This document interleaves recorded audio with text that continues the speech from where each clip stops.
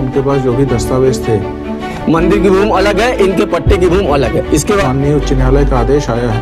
हमारा घर बिन घर करे दिला साहब हम लोग इनको पट्टा दिया गया है। वो घर गिरवाना चाहते हैं सर। मूर्तियाँ शांति व्यवस्था बनी हुई है। अतिक्रमण था, इसको अंदर क्या कर दिया, इसको क्या।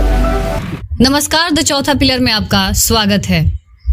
मऊगंज जिले के हनुमाना तहसील अंतर्गत देवरा महादेवन के शासकीय भूमि के अतिक्रमण के संबंध में एक नया मोड़ तब आया जब पुराने अभिलेख जो 1981-82 से लेकर 1994 से 1997 तक के पंचसाला खसरे के नकल के आधार पर है। भूमि नंबर 128/1 जिस भूमि को शासन मध्य प्रदेश की भूमि कहकर अवैध अतिक्रमण कहा जा रहा है और विधायक प्रदीप पटेल द्वारा हटाने की जिद की जा रही है, वह दरअसल मिले नए अभिलेख से मामला पेचीदा हो गया है।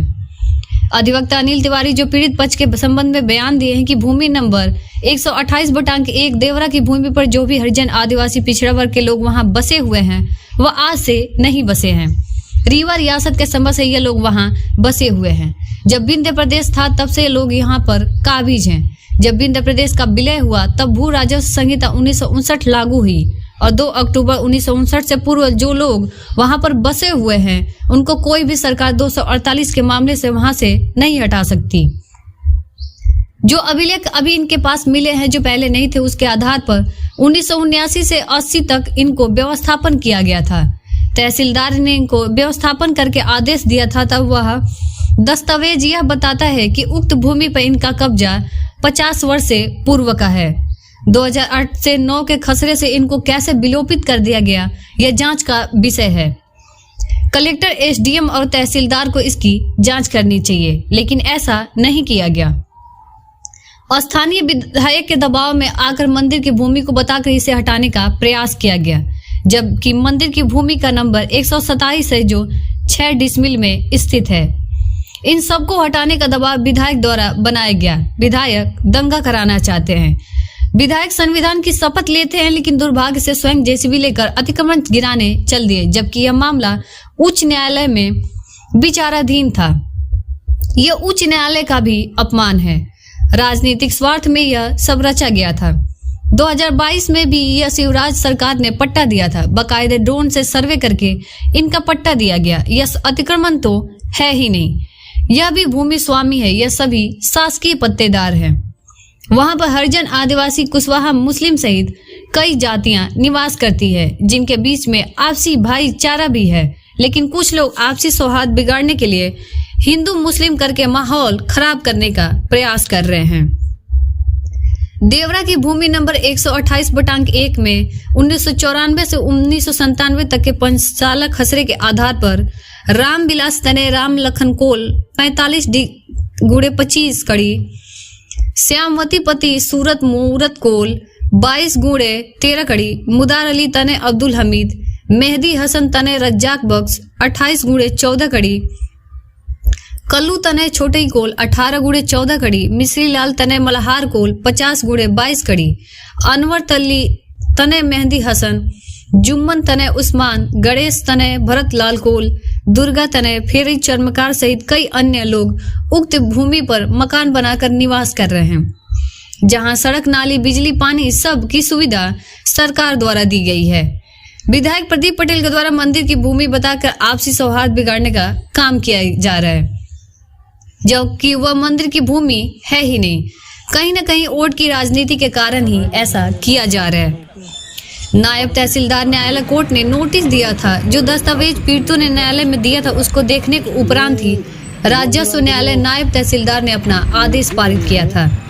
यदि कोई नए दस्तावेज सामने आए हैं तो अनुविभागीय अधिकारी हनुमाना के न्यायालय के समक्ष, जैसा कि अभी माननीय उच्च न्यायालय का आदेश आया है कि नया आवेदन अनुविभागीय अधिकारी हनुमाना के समक्ष लगाएंगे, तो वहां पर यह दस्तावेज जो नया आया है उसे लगाएं।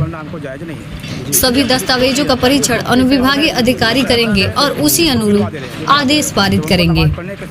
मऊगंज से राकेश गौतम की खास रिपोर्ट। अतिक्रमण का मामला था, उसमें पीड़ित पक्ष द्वारा आरोप लगाया गया कि मुझे व्यवस्थापन के तहत पट्टा दिया गया था। लगभग हम 50 वर्षों से वहाँ काबिज हैं, फिर भी प्रशासन ने जबरन हमें नोटिस दिया और हमारा जो कब्जा है उसे हटाने का प्रयास किया। इस संबंध में आपका क्या कहना है? देखिए, नायब तहसीलदार की कोर्ट ने, जो राजस्व न्यायालय है, उसने उनको पूरा नोटिस दिया था, सुनवाई का अवसर दिया था। उनके पास जो भी दस्तावेज थे वो दस्तावेज उन्होंने कोर्ट में प्रस्तुत किए थे और उसको देखने के उपरांत ही राजस्व न्यायालय ने अपना आदेश पारित किया है। यदि आप कह रहे हैं कि कोई नए दस्तावेज सामने आए हैं, तो उन्होंने अपील की थी अनुभागीय अधिकारी राजस्व के न्यायालय में, और अभी माननीय उच्च न्यायालय का आदेश आया है जिसमें उन्होंने फ्रेश एप्लीकेशन अनुभागीय अधिकारी राजस्व के न्यायालय में लगाने का आदेश दिया है। तो जब वो अपना आवेदन लगाएंगे, वहाँ पर फ्रेश अपील लगाएंगे, तो वहाँ ये दस्तावेज प्रस्तुत कर सकते हैं। उसका परीक्षण होगा और परीक्षण होने के बाद जो भी सत्यता होगी उसके हिसाब से जो हमारे एसडीओ हैं वो आदेश पारित करेंगे। अतिक्रमण की बात कही गई, उसके द्वारा 6 दिन तक घटनाक्रम भी चला, कई सारी बातें भी आई और अतिक्रमण हटाने की मुहिम भी जारी हुई, इनको नोटिस भी तामील की गई। इस संबंध में आपका क्या कहना है कि इनका पक्ष क्या है? क्या वहाँ पर ये काबिज हैं, सरकार ने इन्हें पट्टा दिया है कि नहीं दिया है? इस संबंध में अपना राय दीजिए, अपनी अभिव्यक्ति दीजिए। देखिए, सबसे पहले तो मैं यह बताना चाहूँगा कि ये जो हरिजन, आदिवासी, अल्पसंख्यक जितने भी लोग वहाँ बसे हुए हैं, ये आज से नहीं बसे हुए हैं। ये जब रीवा रियासत थी, विंध्य प्रदेश था, उस समय से ये लोग वहाँ पे बसे हुए हैं। तो तब समय क्या है, जब विंध्य प्रदेश का विलय हुआ मध्य प्रदेश में, तब लागू हुई मध्य प्रदेश भू राजस्व संहिता 1959। यानी 2 अक्टूबर 1959 के पहले जो लोग बसे हुए हैं उनको कोई भी सरकार किसी भी 248 के मामले से बेजा कब्जा नहीं हटा सकती उनका। सबसे पहली बात तो ये 100 वर्षों से ज़्यादा से वहाँ काबिज हैं पुश्तैनी रूप से। सबसे पहले तो ये इनको हटाने का उनका अधिकार नहीं है, पहली बात। दूसरी बात, ये इनके रिकॉर्ड मिले हैं, ये इनके रिकॉर्ड जो अभी तक नहीं मिल पाए थे इनके, क्योंकि इतने पढ़े लिखे नहीं है। जब हम आए हमारे पास, इन्होंने रिकॉर्ड दिखाया, ये देखिए 1979-80 से लेकर 1958 के रिकॉर्ड भी हम निकाल रहे हैं। 1958 से लेके ये रिकॉर्ड है 1979 का। ये इस समय इनको व्यवस्थापन किया गया था, तब के जो तहसीलदार रहे होंगे तो उन्होंने व्यवस्थापन करके इनको ये व्यवस्थापन का ये आदेश दिया। ये इसकी सर्टिफाइड खसरे की नकल है। तो ये दस्तावेज बताता है कि ये इनका कब्जा आज से सैकड़ों वर्ष पूर्व का है, पहली बात। दूसरी बात, 2004-5 तक ये भूमि स्वामी के रूप में, देखिए ये रकबा है 128/1, इनमें इनका भूमि स्वामियों के कॉलम में इनका भूमि स्वामी नाम लिखा हुआ है, शासकीय पट्टेदार दर्ज हैं। ये 2005, 6, 6, 7, 7, 8, 8, 9 में इनका ये आदेश, जो भूमि स्वामी कॉलम में आदेश लिखा हुआ है, इनका नाम लिखा है, ये कैसे विलोपित कर दिया, ये जांच का विषय है। इस विषय को तहसीलदार को, कलेक्टर को, एसडीएम को जांच करनी चाहिए था कि आखिर इनका नाम भूमि स्वामी के रूप में दर्ज था, ये नाम कैसे हट गया। इस विषय में कोई जांच नहीं हुई। सीधे ये क्या हुआ, स्थानीय प्रशासन, जो विधायक, जो सत्ता दल के विधायक है, उनके दबाव में आकर मंदिर के नाम पर, जबकि मंदिर की भूमि तो है ही नहीं, मंदिर की भूमि अलग है, मंदिर का भूमि नंबर 127 है, 6 डिसमिल का वो मंदिर की भूमि है। मंदिर की भूमि पे इनके द्वारा कोई अतिक्रमण नहीं किया गया है। ये पूरा रकबा जो विवादित नंबर है 128/1 का है। मंदिर की भूमि अलग है, इनके पट्टे की भूमि अलग है। इसके बाद क्या होता है, ये 2022-23 में इनको भूमि स्वामी का अधिकार पत्र दिया जाता है। ये देखिए, इसमें सबका नाम लिखा है, ये तहसीलदार के हस्ताक्षर है।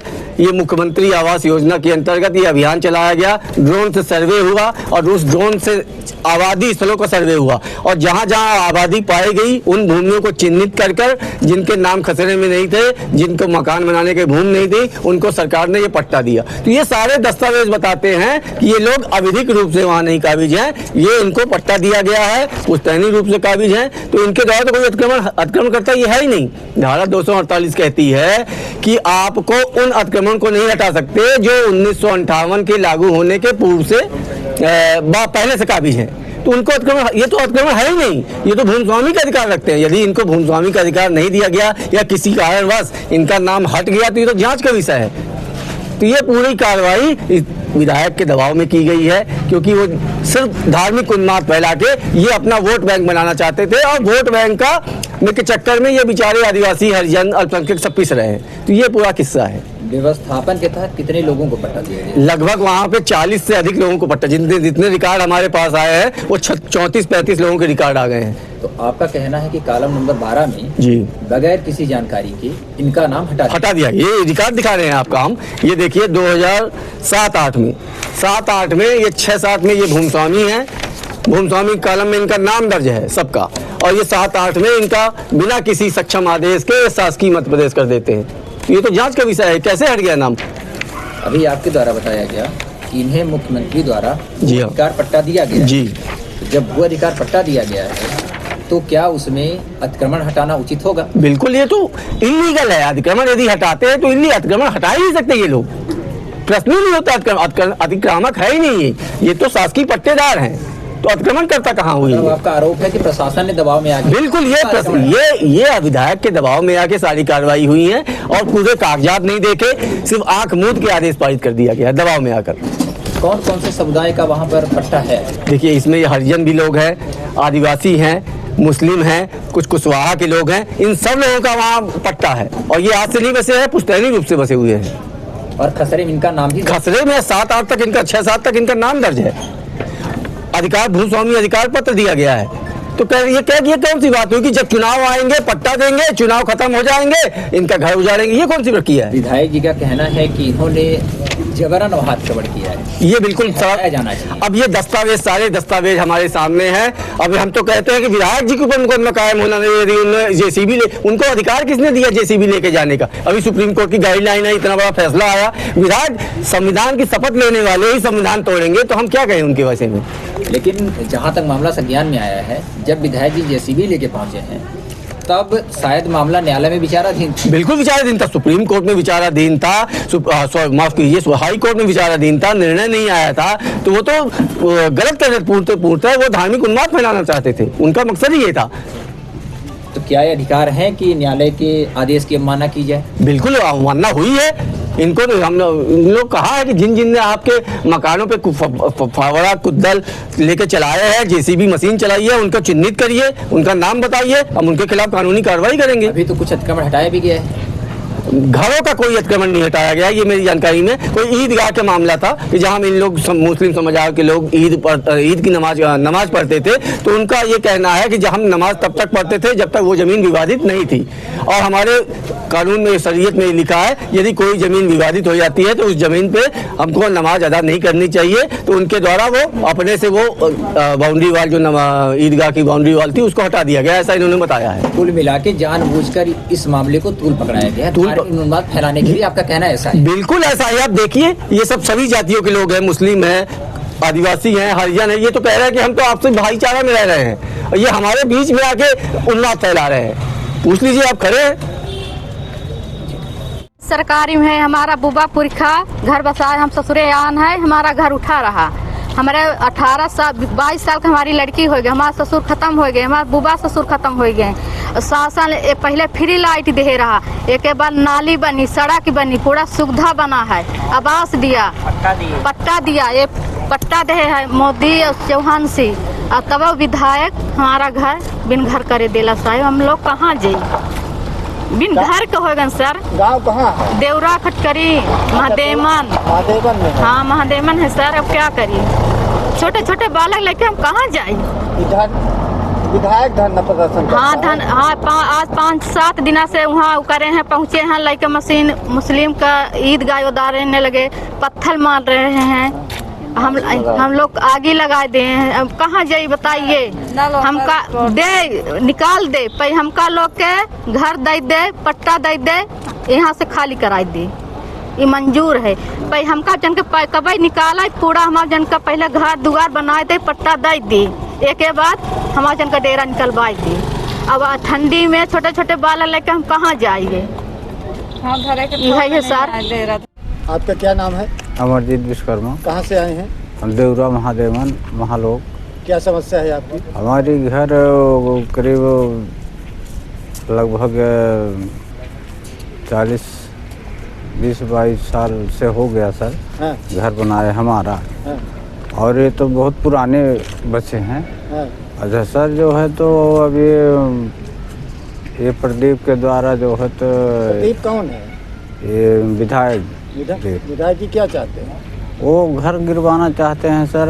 हम लोग अब कहाँ जाएं, बेघर हैं, न कहीं जगह न कहीं भूमि, और हो गया छोटे छोटे बाल गोपाल हैं, इनको लेके मजदूरी कर रहा था, तो हो गया इसमें। अब घर गिराने के बाद अब कोई पैसा भी नहीं है कि कहीं हम घर बनवा लें, कहीं जगह भी नहीं है कि हम घर बना लें, और ये सब बात है सर। अब बहुत पहुँच से हम लोग आए हैं कि साहब के लगे जाएंगे, कोई विनती सुनाएंगे। अगर माननीय कलेक्टर साहब के पास दौड़ा लेके आए हैं सर। पंचायत में तो शासकीय भूमि पर अतिक्रमण था, वो नियमतः वैधानिक तरीके से उभय पक्षों के सहयोग से प्रशासन द्वारा सफलतापूर्वक तरीके से हटाया गया। पूर्णतः शांति व्यवस्था बनी हुई है और मेरी यही अपील है पूरे जनमानस से कि किसी भी प्रकार की कोई भी अफवाह पर न ध्यान दें और पूरी तरीके से शांति बनी हुई है। आप लोग भी भ्रमण करके देखें, उभय पक्षों ने बहुत सहयोग किया और प्रशासन ने सख्ती से अतिक्रमण को हटा के पूरी तरीके से शासकीय भूमि को अतिक्रमण मुक्त किया गया। यहाँ पर देखिए, ग्राम देवरा में हमारा जो हनुमाना तहसील है, यहाँ पे अतिक्रमण था शासकीय भूमि पे और उसको हटाने का आदेश नायब तहसीलदार ने जारी किया था। उसको हटाने की कार्रवाई आज की गई है, प्रशासन के द्वारा जन सहयोग से की गई है और उभय पक्षों का सहयोग रहा। शांतिपूर्ण तरीके से पूरा अतिक्रमण हटा दिया गया है और उसका कब्जा राजस्व प्रशासन ने लिया है। सर, विधायक जी को 2 बार गिरफ्तार भी किया गया, अभी वो कहाँ पर है? अभी माननीय विधायक जी नई गढ़ी रेस्ट हाउस में जो अस्थायी जेल बनाया गया है वहाँ पर हैं। जी, कोई बातचीत आपसे या किसी से भी? अब आज सुबह से तो हम लोग हैं।